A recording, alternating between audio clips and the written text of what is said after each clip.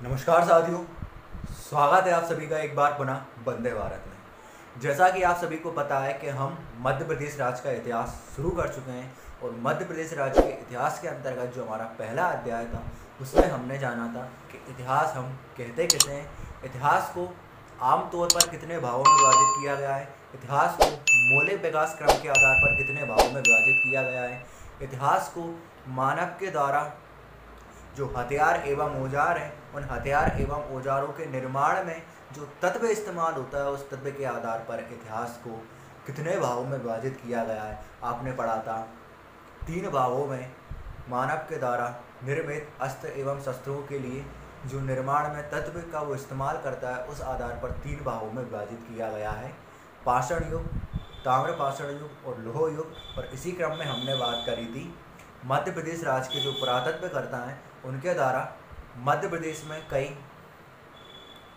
ताम्रपाषाण कालीन बस्तियों की खोज की गई है तो कई पाषाण कालीन बस्तियों की खोज की गई है। इससे पहले वाले लेक्चर में हमने बात करी थी मध्य प्रदेश राज्य की जो प्रमुख पाषाण कालीन बस्तियां हैं उनके बारे में, तो अगर आपने वो नहीं देखी हो तो आई बटन पर क्लिक करके देख सकते हैं। और आज हम बात करेंगे मध्य प्रदेश राज्य की पाषाण कालीन बस्तियों के बारे में, यानी कि मध्य प्रदेश राज्य की प्रमुख ताम्रपाषाण कालीन बस्तियों के बारे में, यानी कि वो जगह जहाँ पर धीरे धीरे तांबे का प्रयोग शुरू हो गया था।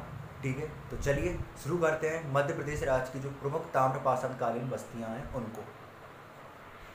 तो मध्य प्रदेश राज्य की जो प्रमुख ताम्रपाषाण कालीन या ताम्रपाषाण कालीन बस्तियां हैं उनमें सबसे पहले नंबर पर आती है हमारी कायता। ठीक है, कायता नामक जो ताम्रपाषाण कालीन बस्ती है यह है मध्य प्रदेश में महाकाल की नगरी में स्थित। महाकाल की नगरी कौन सी है? उज्जैन। ठीक है, तो कायता नामक ताम्रपाषाण कालीन स्थल मध्य प्रदेश के उज्जैन जिले में है।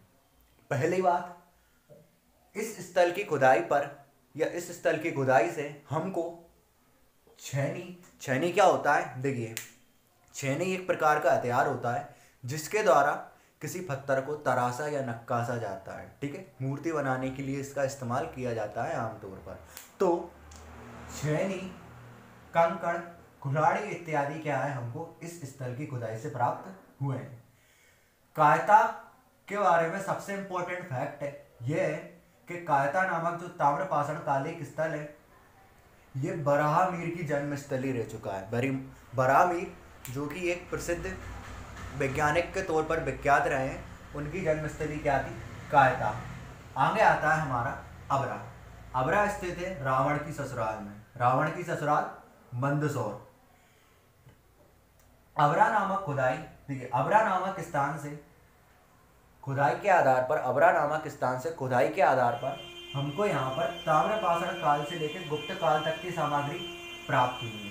ठीक है, तो ताम्रपाषाण काल से लेकर गुप्त काल तक की सामग्री कहाँ से प्राप्त हुई है? हमको अबरा से हुई है। क्वेश्चन पूछा जा सकता है निम्न में से वो कौन सा ताम्रपाषाण कालीन स्थल है जहाँ से ताम्रपाषाण काल से लेकर गुप्त काल तक की सामग्री प्राप्त हुई है? तो क्या है इसका आंसर? अबरा। चलिए आगे बात करते हैं। मध्य प्रदेश राज्य की जो अगली ताम्रपाषाण कालीन बस्ती है उसका नाम है नबदा टोली। नबदा टोली स्थित है मध्य प्रदेश राज्य के खरगोन जिले में महेश्वर नामक स्थान पर। ठीक है, नबदा टोली नामक जो ताम्रपाषाण कालीन स्थल है ये मध्य प्रदेश के खरगोन जिले के महेश्वर नामक स्थान पर स्थित है, नर्मदा नदी के तट पर। इस स्थल की खुदाई में हमको झोपड़ी नुमा मिट्टी के घरों के साक्ष्य प्राप्त हुए हैं। ठीक है, क्या हुआ है? झोपड़ी नुमा मिट्टी के घरों के साक्ष्य। आगे आता है हमारा डांगवाला। ये उज्जैन से 32 किलोमीटर की दूरी पर स्थित है। ठीक है, उज्जैन से 32 किलोमीटर की दूरी पर कौन सा स्थान स्थित है? ताम्रपाषाण कालीन कौन सी बस्ती स्थित है? डांगवाला। आगे जो हमारा स्थल है उसका नाम है खेड़ीनामा।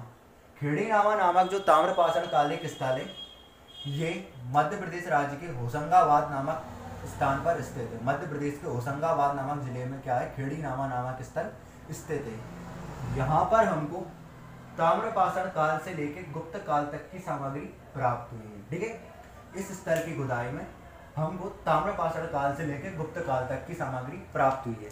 तो चलिए चलते हैं हम अगले मध्य प्रदेश की ताम्रपाषाण कालीन बस्ती की तरफ। मध्य प्रदेश राज्य का जो अगला ताम्रपाषाण कालीन स्थल है उसका नाम है एरण। इसके बारे में आप सबने सुना ही होगा। महान गुप्त वंशीय सम्राट समुद्रगुप्त, जिसको हम भारत का नेपोलियन कहते हैं, उसके बारे में सर्वप्रथम जानकारी कहाँ से मिलती है? मध्य प्रदेश राज्य के सागर जिले में एरण अभिलेख से ही मिलती है। जी हाँ, ये वही वाला एरण है। तो याद रखिएगा, एरण को एक ताम्रपाषाण कालिक स्थान का भी दर्जा दिया गया है। एरण है मध्य प्रदेश के सागर में स्थित, ठीक है। और इस स्थान की खुदाई से हमको तांबे की कुल्हाड़ी, सोने के गोल टुकड़े और काले लाल मृत भांड प्राप्त हुए हैं, ठीक है। काले एवं लाल कलर के मिट्टी के बर्तन हमको इस स्थान की खुदाई से प्राप्त हुए हैं। इसके बाद आता है हमारा नागदा।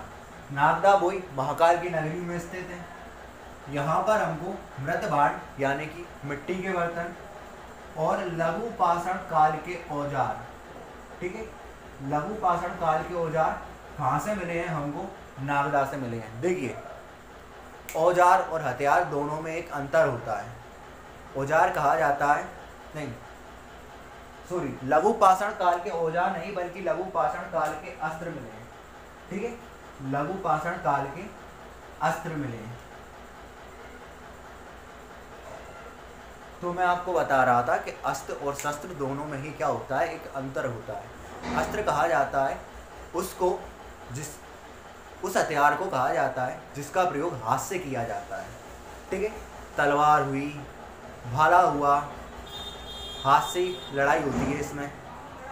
शस्त्र कहा जाता है उसको जिसका फेंक कर वार किया जाता है, ठीक है।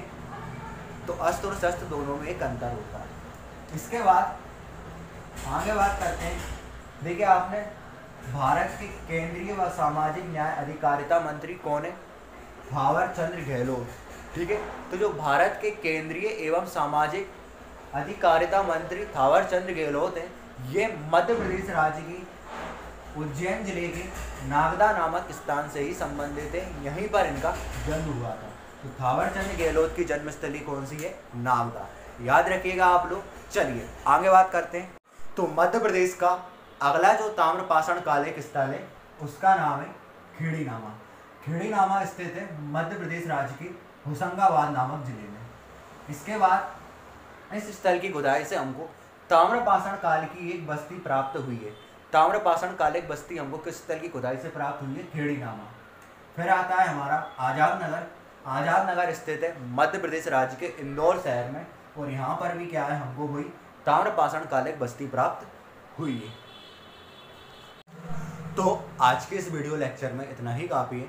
अगर आपको ये वीडियो पसंद आया तो वीडियो को लाइक सब्सक्राइब, देखिए वीडियो अगर पसंद आया हो तो वीडियो को लाइक ज़रूर कीजिएगा, और अगर नहीं पसंद आया तो डिसलाइक भी कीजिएगा, वजह ज़रूर बताइएगा। और अगर आप चाहें तो हमारे चैनल को ऐसी और वीडियो के लिए सब्सक्राइब कर सकते हैं। इस वीडियो को ज़्यादा से ज़्यादा लोगों को शेयर भी कीजिएगा ताकि उन लोगों की भी मदद हो सके। चलिए मिलते हैं हम अब अगले वीडियो में मध्य प्रदेश राज्य का इतिहास जो है उसके अगले बिंदु के साथ। तब तक के लिए जय हिंद, जय भारत।